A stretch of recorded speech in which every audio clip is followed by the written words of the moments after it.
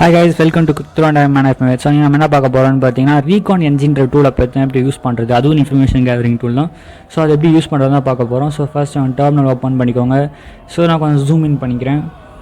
So guys நீங்கள் first அவன் terminal open பண்ணிக்கோங்க. டெர்மினல் ஓப்பன் பண்ணிட்டு அதில் Recon-ng அப்படின்னு கொடுத்தோடனே உங்களுக்கு இப்படி தான் இருக்கும் இன்டர்ஃபேஸ்.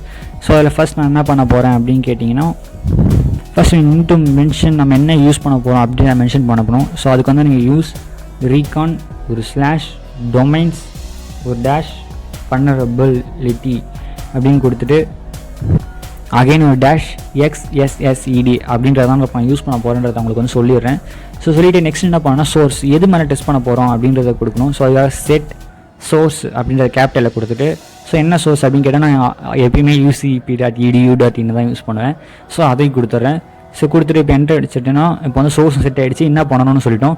ஸோ இப்போ நெக்ஸ்ட் ரன் கொடுத்தோன்னா போதும், வல்னரபிலிட்டி டெஸ்ட் ஆகிடும். ஸோ இப்போ நடக்கும். ஸோ இப்போதைக்கு பார்த்தீங்கன்னா எந்த ஒரு வல்னரபிலிட்டியாக XSED அப்படின்ற வல்னரபிலிட்டி இதில் கிடையாது. ஸோ UCP வெப்சைட் அதில் பார்த்தீங்கன்னா ஸ்ட்ராங்காக தான் இருக்காங்க. ஸோ அந்த மாதிரி இன்னொரு வல்னரபிலிட்டிஸுமே இதில் இல்லை. ஸோ இந்த மாதிரி நீங்கள் யூஸ் பண்ணலாம் கைஸ்.